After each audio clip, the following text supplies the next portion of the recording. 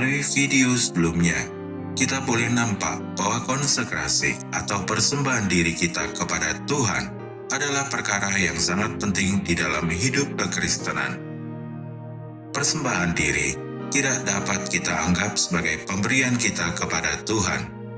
Kita harus menyadari dengan benar bahwa Tuhanlah yang telah memberkati dan membelas kasihani kita.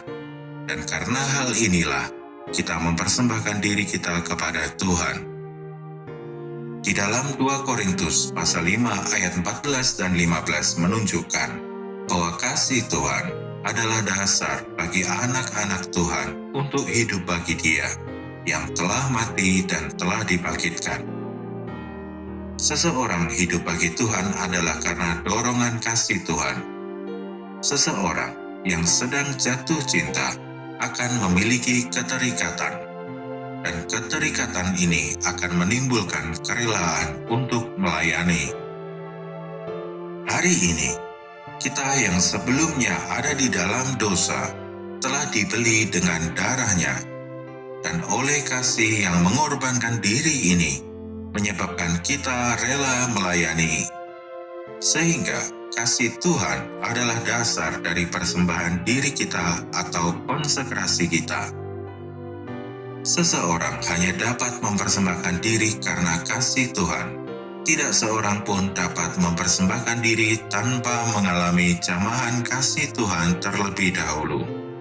Ketika seseorang mengalami jamahan kasih Tuhan, persembahan dirinya akan segera mengikuti. Di satu sisi, konsekrasi dilandasi kasih Tuhan. Tapi di sisi yang lain, konsekrasi kita merupakan hak Tuhan. Kebenaran ini diwahyukan di dalam 1 Korintus pasal 6 ayat 20. Sebab kamu telah dibeli, dan harganya telah lunas dibayar. Karena itu muliakanlah Allah dengan tubuhmu. Kalimat terakhir dalam ayat sebelumnya tertulis, dan bahwa kamu bukan milik kamu sendiri.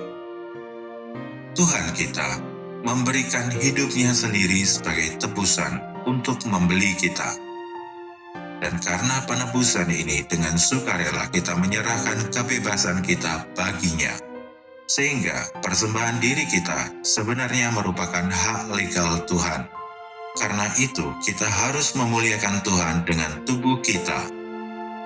Di dalam kitab Keluaran pasal 28 dan 29 memperlihatkan kepada kita konsekrasi adalah hal yang spesial.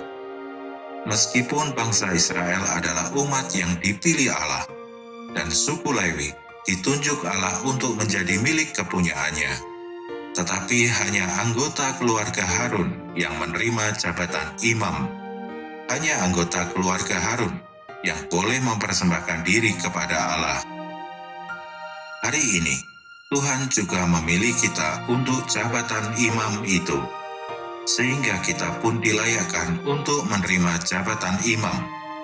1 Petrus pasal 2 ayat 9 berkata, "Tetapi kamulah bangsa yang terpilih, imamat yang rajani, bangsa yang kudus, umat kepunyaan Allah sendiri, supaya kamu memberitakan perbuatan-perbuatan yang besar dari Dia, yang telah memanggil kamu keluar dari kegelapan kepada terangnya yang ajaib." Haleluya! Tuhan telah memilih kita menjadi imam-imam baginya. Hal ini kembali ditegaskan di dalam kitab Wahyu pasal 1 ayat 5 dan 6. Tuhan telah membuat kita menjadi imam-imam bagi Allah, Bapanya. Dari sini kita dapat diyakinkan bahwa bukan seseorang mempersembahkan diri karena telah memilih Allah, tetapi justru Allah yang telah memanggil dan memilih kita untuk berkonsekrasi di hadapannya. Sehingga konsekrasi kita bukanlah pemberian atau kebaikan hati, atau bahkan rasa hormat kita kepada Allah, tetapi konsekrasi kita adalah karena Allah begitu murah hati, sehingga Dia menganugerahkan kepada kita kesempatan untuk mengambil bagian di dalam pekerjaannya. Jadi, konsekrasi adalah sebuah kehormatan bagi kita.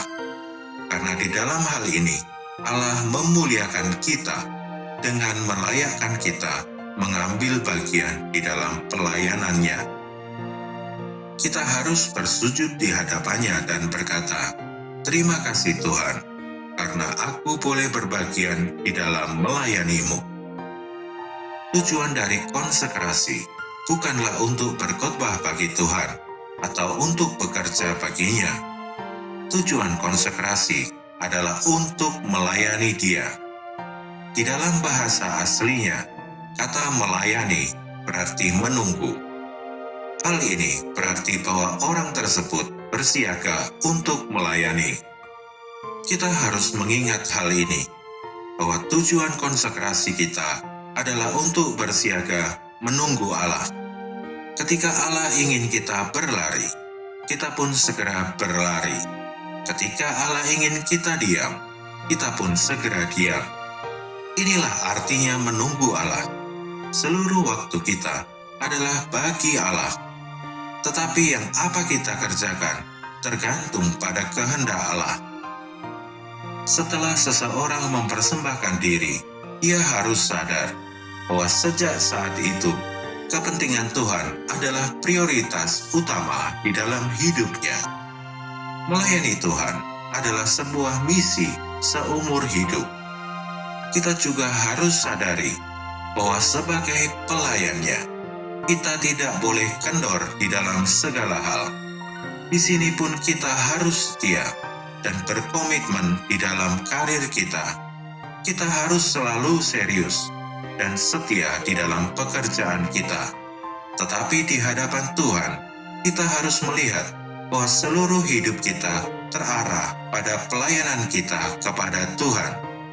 Segala sesuatu kita lakukan dengan tujuan untuk menjadi taat dan menyenangkan hati Allah. Inilah realita konsekrasi. Konsekrasi bukanlah perkara seberapa banyak yang dapat kita persembahkan. Konsekrasi adalah anugerah bagi umatnya, orang-orang yang sudah diselamatkan. Di dalam konsekrasi juga berarti kita berkata, "Tuhan, aku milik-Mu. Telingaku telah dibeli dengan darah. Mereka adalah milik-Mu. Tangan dan kakiku juga telah dibeli dengan darah. Semuanya juga milik-Mu. Mulai sekarang, aku tidak dapat menggunakan mereka untuk kepentinganku. Terima kasih untuk kasih karunia-Mu. Sebuah kehormatan besar bagiku, karena aku bisa berbagian di dalam rencana kekal-Mu." Betapa bahagianya manusia berdosa bisa diselamatkan. Terlebih lagi, manusia boleh berbagian di dalam rencana kekal Allah. Tuhan memberkati.